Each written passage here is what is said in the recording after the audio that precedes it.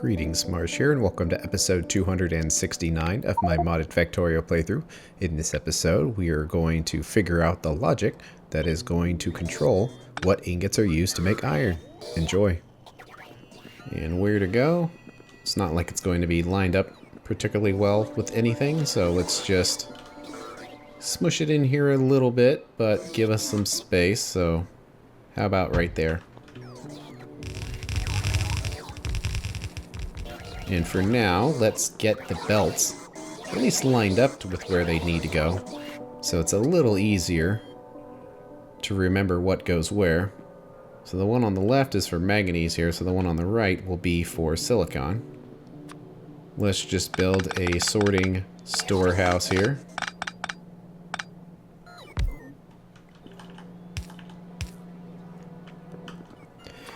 There we go. We don't need these 3 belts for this, we only need the 2, but since we've got 3 belts, and you never know, we might expand in the future or something, let's just use all of them. You can definitely see, because of all of the inputs that are going into all of these, that it'll just make it easier to figure out the logic if we can actually see the correct ingots going into the correct places. Okay, and then the one on the end is silicon. We have 4 belts here, but we might as well use all 4, and since they're kind of spaced apart, that's a disadvantage of doing it this way, but I guess that means it's warehouse time.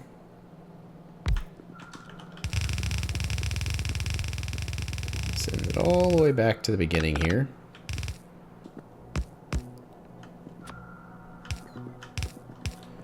And there's the output. Now we need to pound the iron in. 4 of them will go there. And 2 more will go here, but they're all part of the same 4 belts. So it doesn't really matter where, because only some of those methods will run at any given time. And we can do something like that. And it doesn't really matter where they get split off. We'll just use a warehouse splitter right here. And which belt will be the iron, I suppose? The one in the middle. But we'll keep it disconnected. Okay, this also needs the cobalt and the nickel. And time to use lots of belts and to trash our cobalt, just putting it on belts here. But the nickel is right there.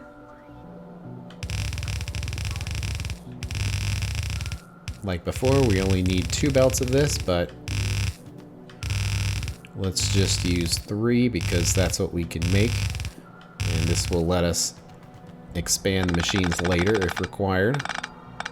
Plus, we don't know all the places that this is going to go. Like, for example, we need some for Invar. So this isn't the only thing that nickel's being used for on this side. So since we don't know and there's kind of no point in perfectly calculating it, we might as well just send all of our belts here so we can send them to where they need to go. And since we've already got a sorting warehouse here kind of taking up space, let's do this one on this side, kind of lined up right there. It will be nice to start producing things again and get rid of these warnings. Let's see, we need to have 2 going up. One of them can be right there, and the other one needs to be, I don't know, how about right there? So that one can come in there, and we'll just keep it unhooked so it all doesn't go through. And we need cobalt. Maybe I should have grabbed more belts, because it's amazing how quickly it all disappears when you're building something like this. Alright, well, the 2 cobalt belts are a little space from each other. I guess because they were down there. Probably shouldn't have been, because then we wouldn't need a bigger sorting warehouse here, but oh well. I'd rather have the bigger warehouse than things be not square. Time to waste a bunch of cobalt doing this. Just in laying one of these belts down, we've used up half of our cobalt. So it's kind of funny how quickly it disappears. A surprising amount of resources will just be on belts when they are sufficiently long. And then they need to go in here, but because 2 belts are easy enough to split, probably don't need to bother with the sorting warehouse for this one here. We'll just end them here in case this is as far as it goes. There we go, we can leave those unhooked. So we should have our 3 input resources for these: cobalt, iron, and nickel. And they're right there. And kind of hard to see, but they're all kind of going into this one as well. And then this side needs manganese and iron. It's getting iron from here, manganese from there. These 8 in the middle are the normal method that only requires iron, and they're getting them from right here. And this last one is iron and silicon, which it's getting from these 2 belts. So thumbs up. All of that is good. But now we need a logic to kind of control them.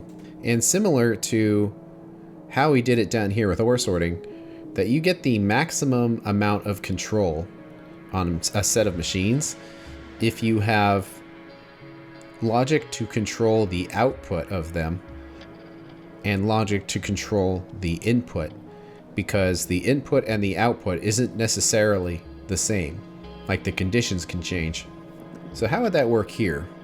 Well, the input is simply controlled by the status of the ores in their storage warehouses here in this part of the ore bus, because this is where all of the ores are stored. They're only stored in very small quantities everywhere else. This is the main logic hub. So this is what we need to use to control everything. And different levels can mean different things. Historically, we've used 40,000 as being a, quote, high level, because the alarm goes off at 90, I think, and it stops producing all ores at 80. But because we have a lot more ore processing methods, 40 might not be sufficient, because iron naturally goes up to 32 on its own. So 32 being fine, but 40 being critically high seems too narrow. So we might want to consider the high level actually being at 60,000. So how does that work with these resources here? Well, iron is the input resource that we'd want to use anyway. So iron will always be used. So there needs to be no logic at all for the consumption of iron, not necessarily the production of iron, but the consumption of iron will always work. So there needs to be no special logic, they would just be hooked up. But these other resources, we'd really only ever want to use them if their levels were high. And we could set logic to prioritize one method over another. For example, let's say silicon was high. Well, the silicon ingots, besides going into themselves and making silicon, also can make aluminum, iron, and steel. So we could have different high levels to control each one of these. But that's probably more effort than is required, because silicon would actually have to be high for any of these to even turn on at all. And right now we're at 19,000. So all the logic in the world is going to do nothing if that level is too low. And even if it goes above the high level, it won't actually start getting consumed until some of these setups start running. So I'm thinking that having logic to that is an unnecessary amount of complication. We still can control it based on whether or not the level is high. And I think previously we had a wire right here, and here it is going up, that has the status of all of the ores. And they've been going around to control things. So let's make a few of these here. And let's put one right here. The only thing it's going to care about is silicon ore, not the recipe for it. Times 1. And then the output will also be silicon. So all this is going to do is pull the silicon signal away from all of this, so it's easier to follow. So you can see the output signal is just silicon, but it might be easier if we put it up there, because then all it is silicon. So we can control the input of these by either controlling the inserters themselves or just the belt. Perhaps if the belts had shared resources, we might have to control the individual inserters. But because that's not the situation here, I guess we could just use belts. And in that sense, using the arithmetic combinator might be more effort than it's worth if we only have two things we need to control instead of a bunch of inserters. So I'm actually going to pull this out then. I was thinking I would do it the inserter way, because I think that's how it was done last time. Yeah, you can definitely see the inserters being controlled here. And that actually does matter for the main resources, I think. And also, I think I was doing that because I didn't want to use pumps, because having pumps control molten fluids seems unrealistic, but probably doesn't matter. But we can come in here, and then to control the flow of silicon, it would have to be essentially high. And we've determined that to now be 60,000. Hopefully that's a good enough buffer. But if silicon ever gets above 60,000, these will turn on and allow the ore to flow. And then no control will be for the iron. It will always go in. But I'm going to wait to hook those up until we've got everything configured. So we also need to configure manganese. And manganese is actually a little different because it's more of a byproduct resource. We are definitely trying to fill this warehouse up, but it's not the same as those other resources are. And because it's sufficiently rare, we probably should have input logic to these. So let's actually fly down there and double check what the settings are. 6,000, which I think makes sense because we'd only have 3 methods that run. So out of the methods that consume it, one of them will always get the manganese because it's the most ideal way, which is probably titanium. And then I would say it would be steel, aluminum, and then iron. So let's go by units of 10,000. So titanium would always run, so it requires essentially the warehouse be above 0, so no controls at all. And then steel we could say above 10,000, aluminum above 20, and iron will be above 30.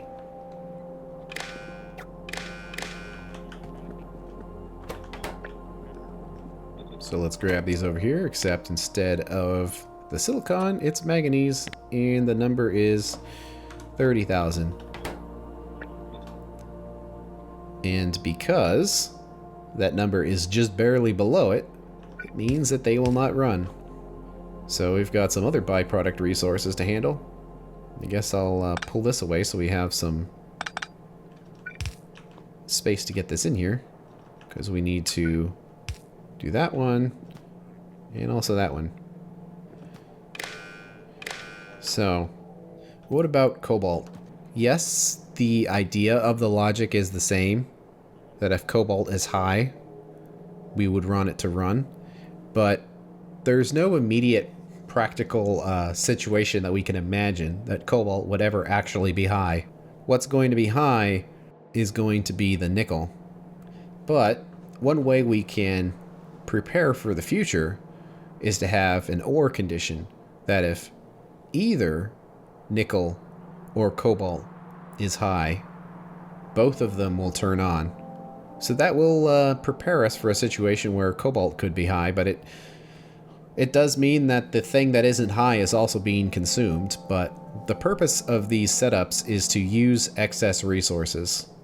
So yes, it would suck to be using up cobalt, but if nickel is critically high, then it's something we'd want to do. It's just right now is not the thing we'd want to do it with, even though we're getting kind of overloaded. So we'd probably want to have some minimum condition. But in a way, it's almost something we wouldn't even want to hook up. Because once we can produce this in real time, then it almost doesn't matter. We could hook it up to a certain kind of logic, if it's going to be overloaded, but it really only matters if one of these is overloaded, then both of them need to run in order to get rid of the overloaded one. Okay, so the first one will say if cobalt is above the critical point of 60,000. Output a green signal. And the other one will be the same, but for nickel, output a green signal. And then the logic will work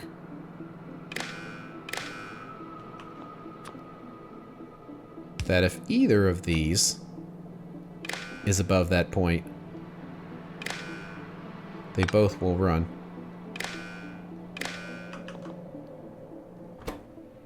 So that'll be green signal has to be greater than 0. And you can see they're running because nickel is overloaded. But because this logic is kind of broken right now, because of the fact that we don't have direct sorting for cobalt, we basically don't want it to be hooked up at all. So we'll hook it up on this side. Of course, all those will start swinging.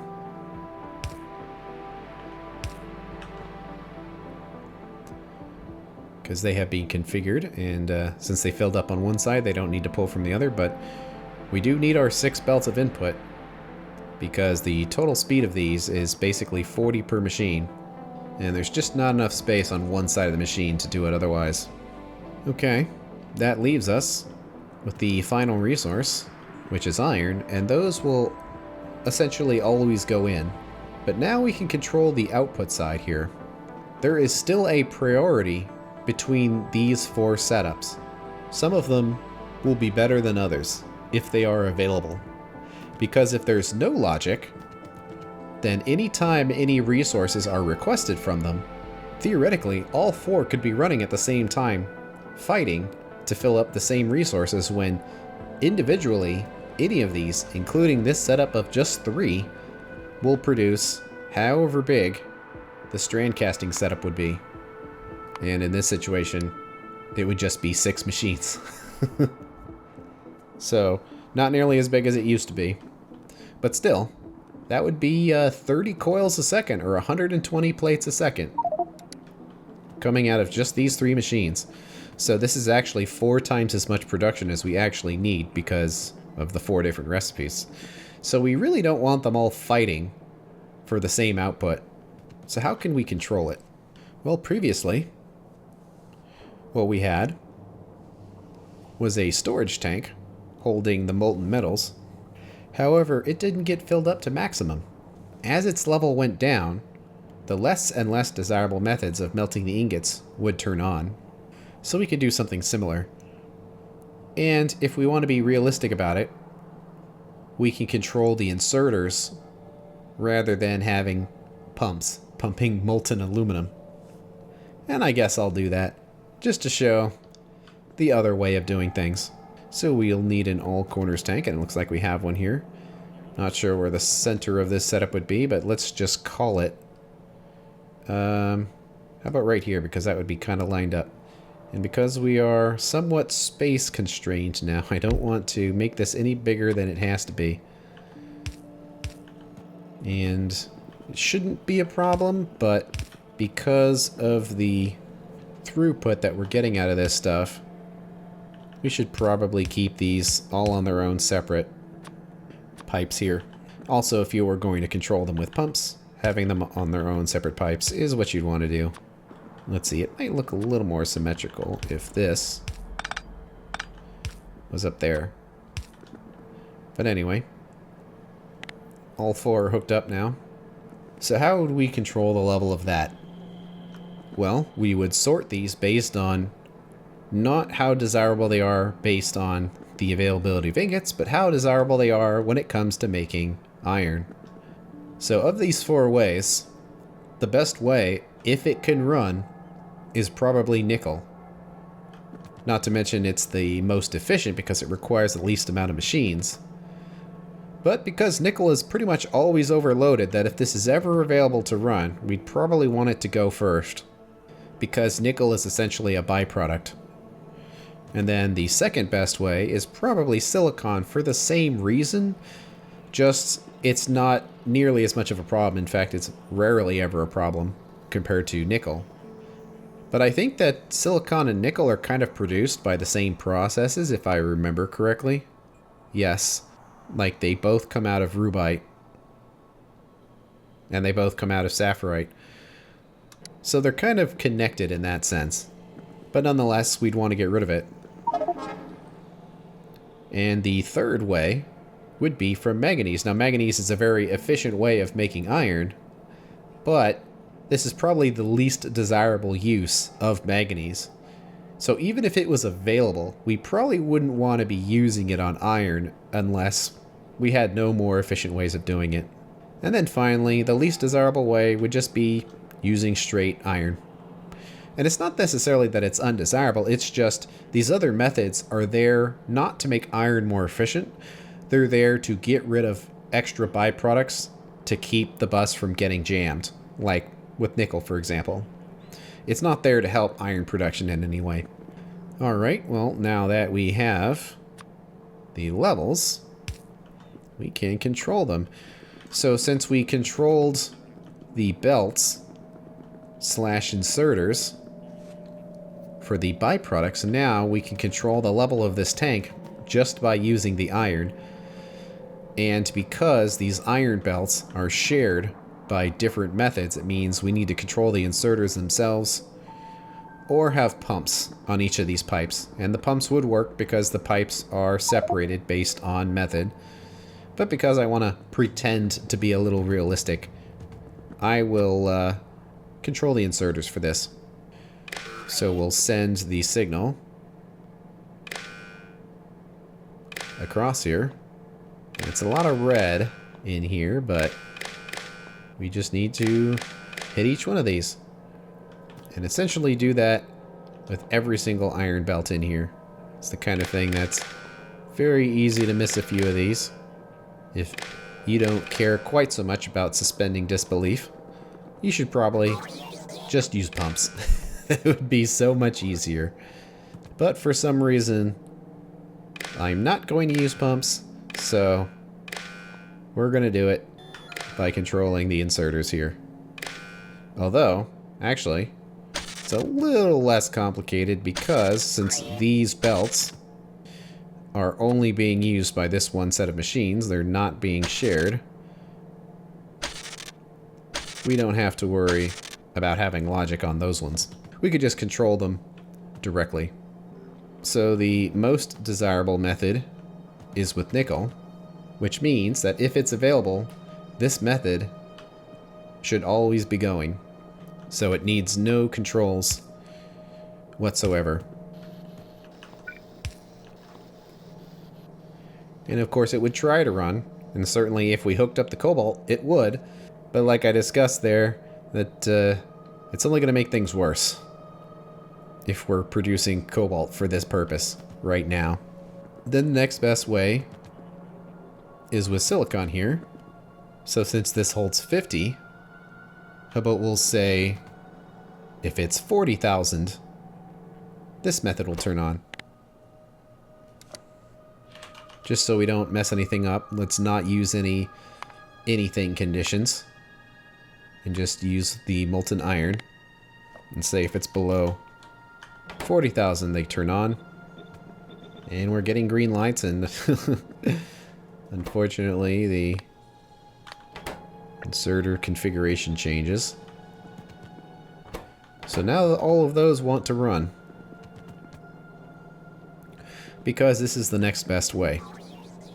Then the next set of inserters would be for the manganese, and since these were set to 40, let's set the manganese to 30. And these are the inserters controlling the input of the iron, not the manganese. It is a little weird how that works, but I promise it works. But we gotta make sure the distances stay correct for the conditions. Okay.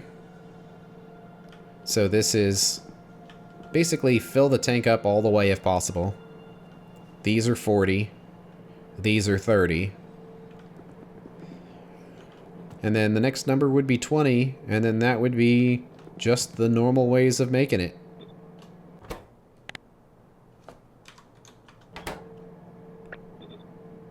So we'll hit 20 here and make sure the inserters stay correct. And they need to be configured for both sides. And of course they want to turn on as well. So it's a little weird thinking of how this is going to run. For example, it would want to fire up this immediately, but we're not going to let it because of limitations on cobalt.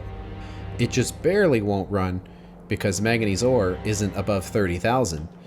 But the inserters for that, at least for iron, will run. They'll just be waiting on the actual ingots being sent up there. And we can control this the same way by doing the inserters, but if possible, doing it by belt or doing it by pump is a lot easier than all of that. And also, the silicon ingots are not high, so they're not being sent in. But because this level is low, it will still attempt to pull in the ingots into the machine. They just won't get the silicon part. So despite the fact that we have a setup here that has 4 different ways of making iron, when we actually hook it up, only one of them is going to run, and that's just straight iron. So let's see how it works when everything is hooked up. And that's, I guess, all we really needed to hook up. So you see those moved just to fill up their resources, but nothing else happens after that because no other relevant resources are high. Although I'm guessing, since we're almost at 30,000, that this manganese is going to turn on because we changed the priority of iron to prefer manganese first. So these might actually switch on soon. If there's space. But there isn't. Because iron filled up. And let's see. How was this running? Well, it didn't even matter because the warehouse was fairly full. No manganese was produced. But that's kind of how one of these setups would go. And any setup that had multiple resource types would be produced in this sort of way. And we could do all of the resources sequentially, but I kind of don't want to do that because we are short on iron and steel for our concrete setup here, and I would like to continue making concrete if possible. So let's continue it up here. But that's gonna have to wait until the next episode. Thanks for watching, and I will see you later.